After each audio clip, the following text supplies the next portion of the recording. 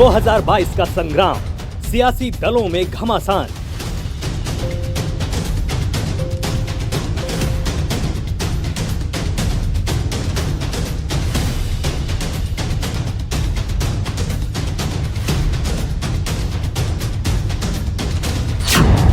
विकास की बात जनता जाएगी किसके साथ? पिछली सरकारों की विकास की कोई सोच ही नहीं थी। उनके लिए विकास का मतलब या तो चाचा भतीजे के विकास से था या बुआ भतीजे के विकास से था या भाई बहन के विकास से था। चुनावी जंग के बीच आर पार की लड़ाई।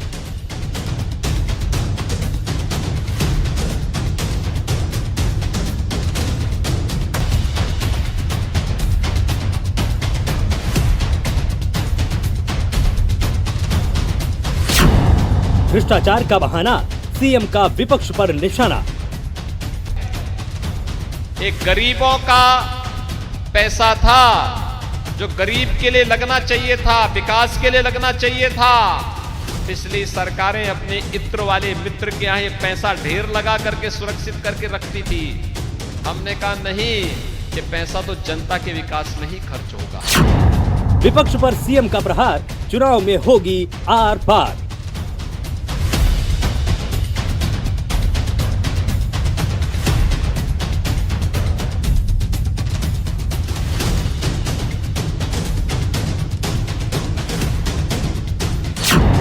किसान नौजवान की बात, जनता जाएगी अखिलेश के साथ।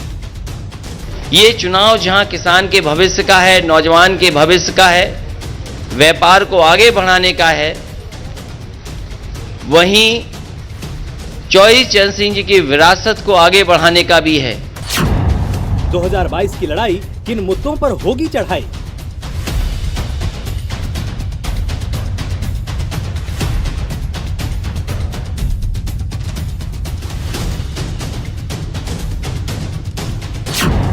वादों की दिलाएंगे याद, मिलेगा जीत का स्वाद। उनका हर वादा जुमला निकला, झूठे विज्ञापन दिए, आज भी आंकड़ों की खिलवाड़ कर रहे हैं। और जब भारतीय जनता पार्टी घिर जाती है तो बुनियादी मुद्दों से हट करके काम करती है। पश्चिमांचल का मैदान, किसको मिलेगी कमान?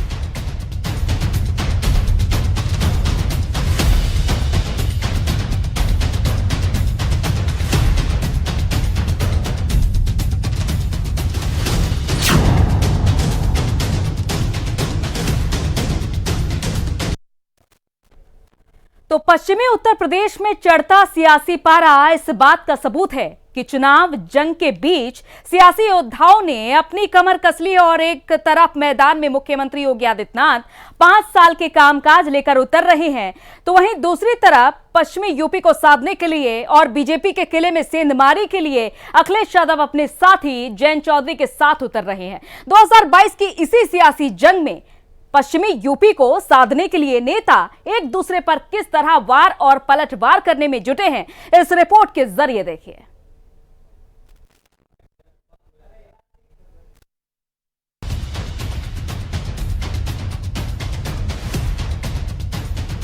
उत्तर प्रदेश में चुनाव के चढ़ते पारे की गर्मी इस समय पश्चिमी उत्तर प्रदेश में महसूस की जा रही है। वही पश्चिमी उत्तर प्रदेश जहां पहले चरण में मतदान करके सियासी दलों की किस्मत जनता लिखेगी, जहां से यूपी के अगले 5 साल के भविष्य का फैसला होगा। पश्चिमी यूपी की इन सीटों को अपने साथ जोड़ने की नीयत के साथ उत्तर प्रदेश के सियासी दल मैदान में उतरे हैं। मेरठ से लेकर मुजफ्फरनगर तक सियासी दलों की हलचल को साफ देखा जा सकता है। एक तरफ मुख्यमंत्री योगी आदित्यनाथ ने मैदान संभालते हुए जनता के लिए बीते 5 साल में किए गए कामों का हिसाब जनता को पेश किया, तो वहीं दूसरी तरफ अखिलेश यादव अपने साथी जयंत चौधरी के साथ मैदान में उतरे और बीजेपी पर सवालों के बाण चलाए। इस सबके बीच पश्चिमी यूपी के किसान को अपने साथ जोड़ने के लिए सियासी दलों के बीच एक होड़ सी मच गई है और इस होड़ के बीच हर सियासी दल चौधरी चरण सिंह के नाम पर अपनी चुनावी दाल गलाने के काम पर जुट गया है। अन्नदाता किसान की जब चर्चा होती है तो भाइयों बहनों, किसानों के मसीहा चौधरी चरण सिंह जी का स्मरण कौन नहीं करना चाहेगा।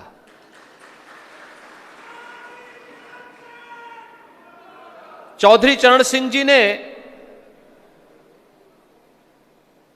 स्वतंत्र भारत में किसानों की आवाज को देश की संसद में रखने और किसानों की समस्या के समाधान का मार्ग निकाला था।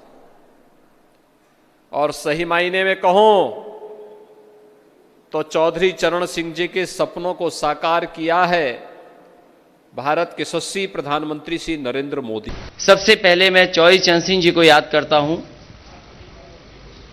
चौधरी चरण सिंह जी ने जो रास्ता दिखाया था किसानों को मजबूत करने के लिए, उनको सशक्त करने के लिए, उनकी फसल पैदावार की सही कीमत मिल जाए और किसान का परिवार आर्थिक रूप से कैसे संपन्न हो। चौधरी चरण सिंह जी, बाबा टिकैत जी, नेताजी और अजीत सिंह जी ने लगातार समय समय पर सरकार को जगाने का काम किया।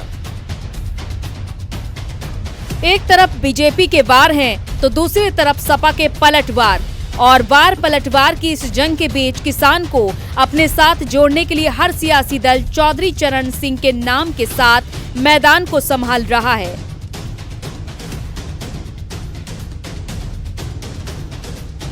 सपा और बीजेपी के बीच छिड़ी इस जंग में अखिलेश ये दावा कर रहे हैं कि 2022 की बिसात किसान नौजवान के भविष्य का हिसाब करेगी, तो वहीं मुख्यमंत्री योगी आदित्यनाथ किसान और नौजवान के भविष्य को बेहतर करने के लिए किए गए काम का हिसाब किताब जनता के बीच पहुंचा रहे हैं। तो साथ ही इसी नौजवान और किसान के बहाने विपक्ष पर निशाने साध रहे हैं। दूसरी तरफ भारतीय जनता पार्टी की सरकार भी रही। गांव, गरीब, किसान, नौजवान, महिलाएं,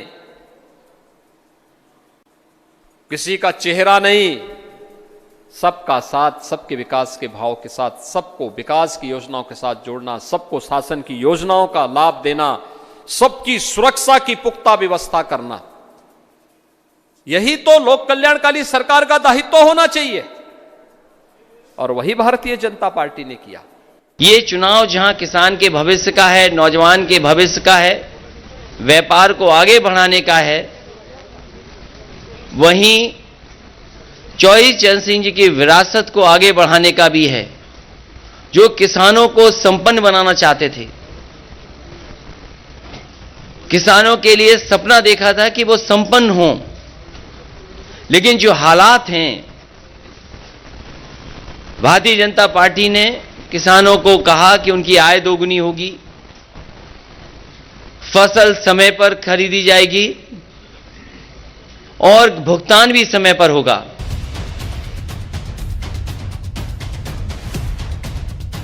तो किसान और नौजवान की बात करते बीजेपी अब ये बता रही है कि इन 5 सालों के अंदर किसान और नौजवान को आगे बढ़ाने के साथ साथ प्रदेश के विकास के लिए क्या काम किए गए।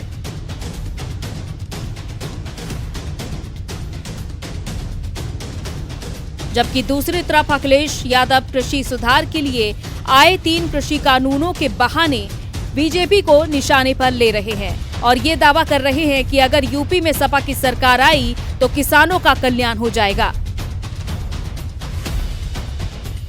भारतीय जनता पार्टी ने विकास का ये जो डबल इंजन की सरकार ने जो कार्य किए हैं, रैपिड रेल, एक्सप्रेसवे, घाटों का निर्माण, तीर्थों का विकास, युवाओं के लिए नौकरी, महिलाओं की सुरक्षा, अन्नदाता किसान के कर्ज माफी से लेकर के उसकी उपज का दाम देना, या फिर प्रधानमंत्री किसान सम्मान निधि। अकेले मेरठ जनपद में 1 लाख किसानों का कर्ज माफ हुआ था और मैं हस्तिनापुर की जब बात कर रहा था तो अकेले हस्तिनापुर विधानसभा क्षेत्र में 54,000 किसानों का को प्रधानमंत्री किसान सम्मान निधि में 6,000 रुपए हर वर्ष मिल रहे हैं। लोकतंत्र में किसानों ने एकजुट होकर के और सब कुछ भूल करके एक साथ खड़े होकर के मजबूर किया सरकार को, और सरकार को अंततः वो कानून वापस लेने पड़े। भारतीय जनता पार्टी आज भी नहीं कह सकती है कि वो 3 कानून क्यों लागू किए थे और 3 कानून क्यों वापस ले लिए।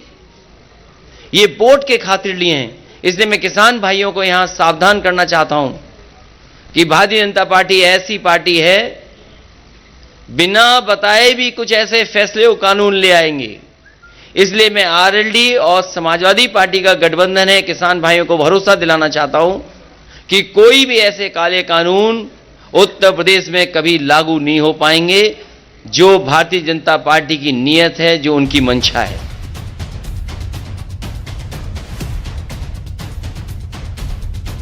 एक तरफ मुख्यमंत्री योगी आदित्यनाथ जनता के बीच ये संदेश पहुंचा रहे हैं कि इन 5 सालों में प्रदेश के विकास के साथ साथ लोगों को एक बेहतर जीवन देने के लिए क्या क्या काम किए गए, तो दूसरी तरफ समाजवादी पार्टी पर निशाने साधते हुए मुख्यमंत्री योगी सपा को सवालों के कटघरे में खड़ा कर रहे हैं।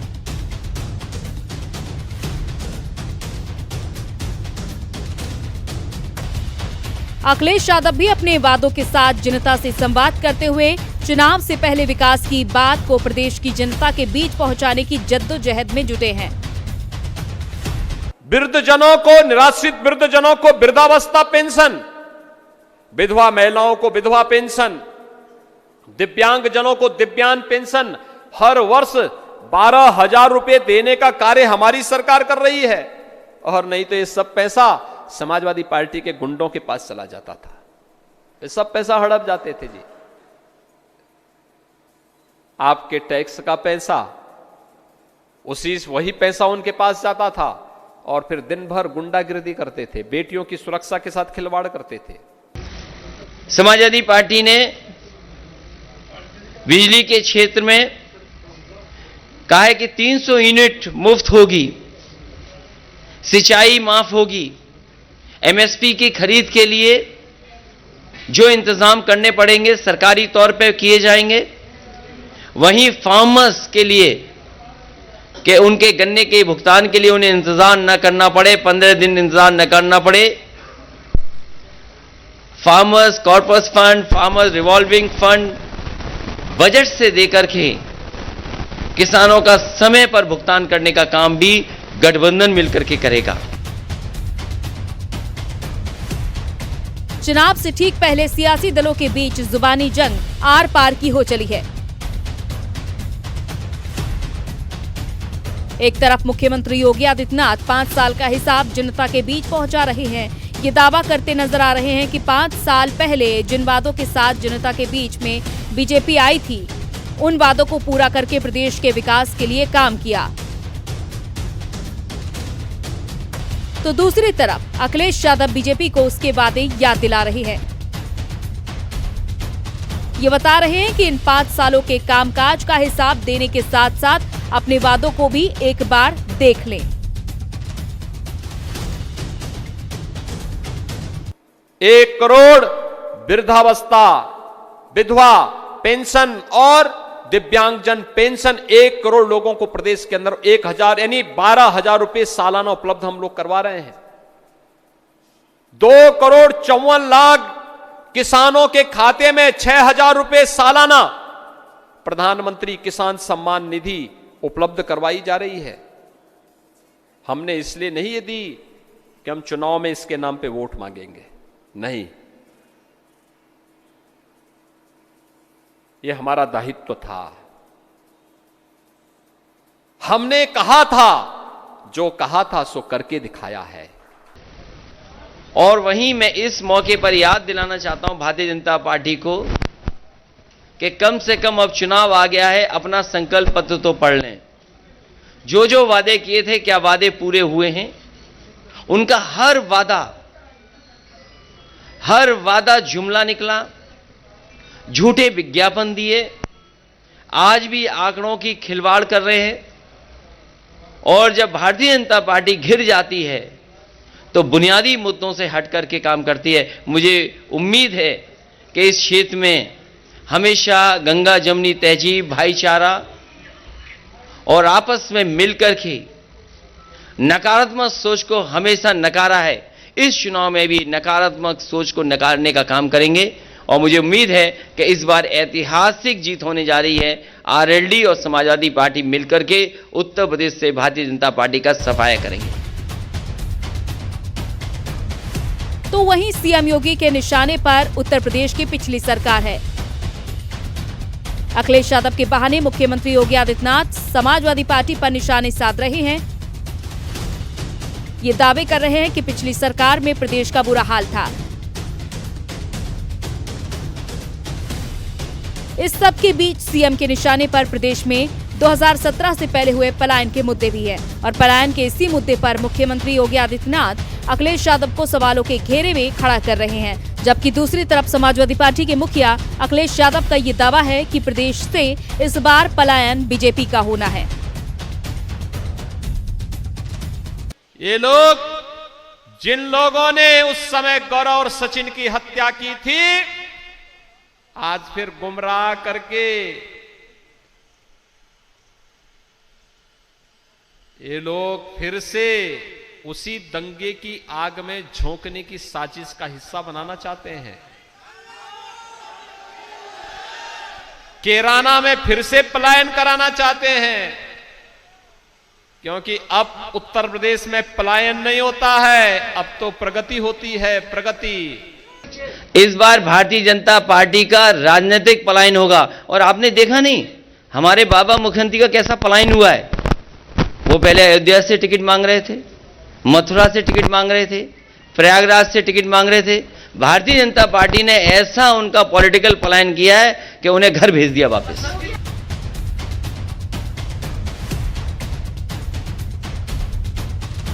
तो अखिलेश यादव के निशाने पर बीजेपी है और बीजेपी ये दावे कर रही है कि इस पलायन के दंश से यूपी को बचाने के लिए सरकार ने कई तरह के काम किए। वहीं करीब आती चुनाव की तारीखों के बीच अखिलेश यादव अपने वादों को जनता के बीच पहुंचाने की पूरी कोशिश कर रहे हैं। तो दूसरी तरफ अखिलेश यादव के इन दावों को मुख्यमंत्री योगी आदित्यनाथ सवालों के कटघरे में खड़ा कर रहे हैं और फ्री बिजली से लेकर तमाम वादों पर तंज कस रहे हैं।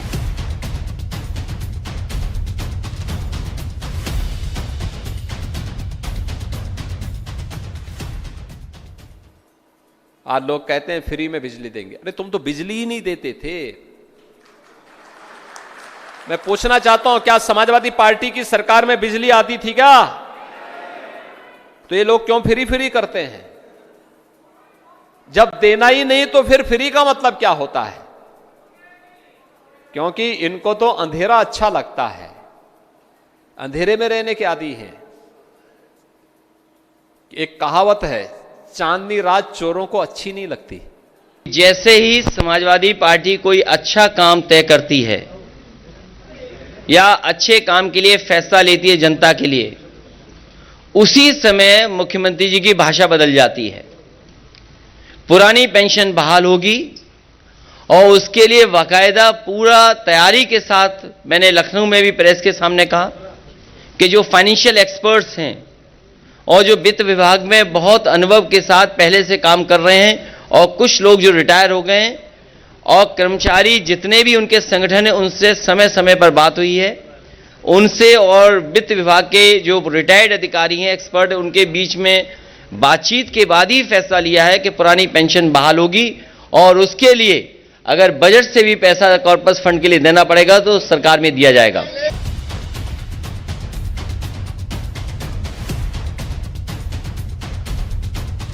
पश्चिम में सियासत की बात की जाए तो जातियों का फैक्टर पूरे पश्चिम पर असर डालता है। ऐसे में जाटों को साथ लेकर अखिलेश जैन चौधरी की दोस्ती के साथ चुनाव में विकास की बात कर रहे हैं, जिसका असर पश्चिमांचल की 100 से ज्यादा सीटों पर नजर भी आएगा। लेकिन बीजेपी के हाथ में 5 सालों तक विकास को लेकर किए गए कामों का हिसाब है।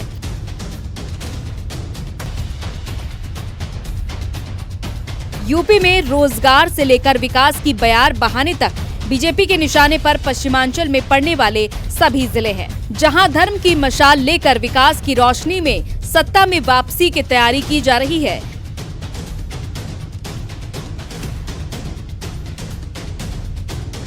ऐसे में विकास के नाम पर अगर चुनाव में वोट पड़े तो बीजेपी का पलड़ा भी भारी हो सकता है। लेकिन धर्म और जाति की लड़ाई में बीजेपी की सपा से टक्कर होने की पूरी संभावना है। पश्चिमांचल पर अपना रंग चढ़ाने के लिए सपा के पास भी अपना प्लान है। साइकिल पर सवार अखिलेश यादव 2012 से 2017 तक अपनी सरकार के किए कामों के साथ चुनाव में अपनी ताकत झोंक रहे हैं।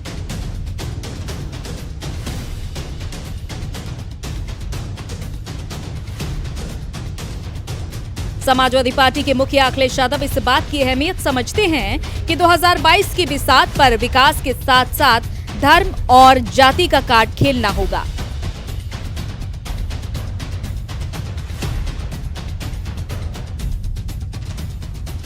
यही वजह है कि अखिलेश यादव के बयानों में अगर जिक्र अपनी सरकार में किए गए कामों के फीते काटने का होता है तो साथ ही उनके बयान इस बात का एहसास भी कराते हैं कि हिंदुत्व के मामले में भी अखिलेश किसी से पीछे नहीं है।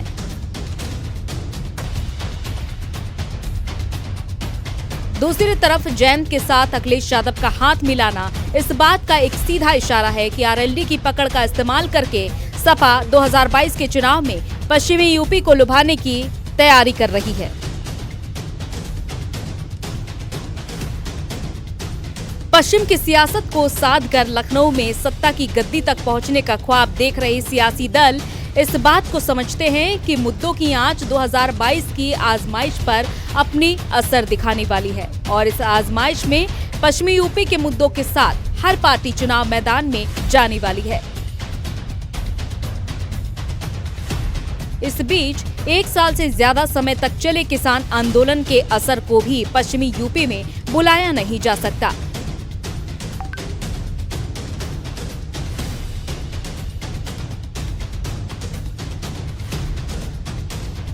वैसे तो पश्चिमांचल का मिजाज कोई समझ नहीं पाया। यहाँ का सियासी जायका हर 5 साल में एक नया अंदाज दिखाता है। यहाँ जाट ये तय करते हैं कि आने वाले 5 साल तक कौन ठाठ करेगा।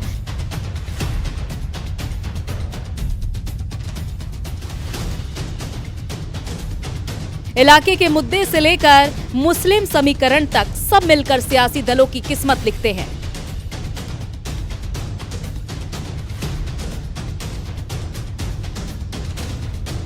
ऐसे में जिस विकास के वादे से 2017 में बीजेपी ने जंग को जीता, वो वादा फिर एक बार 2022 में असर दिखाता है।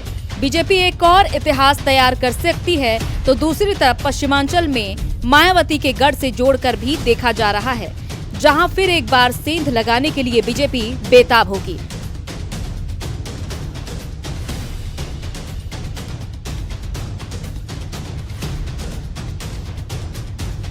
कुल मिलाकर देखा जाए तो साथियों का छूटता सहारा और जातियों के बदलते जोर के बीच इस बात का शोर है कि 2022 में बीजेपी की राहें पश्चिमी यूपी में पहले जितनी सीधी नहीं है।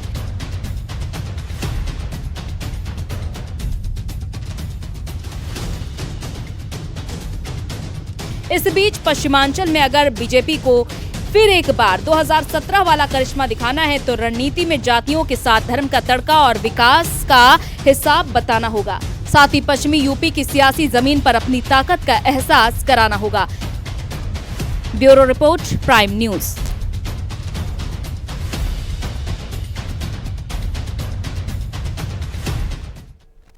तो देखना होगा कि इस सबसे बड़े मुकाबले में आखिर पश्चिमांचल में मैदान में कौन बाजी मारता है और किसे हार का सामना करना पड़ता है। फिलहाल इस बुलेटिन में इतना ही। इजाजत दीजिए। नमस्कार।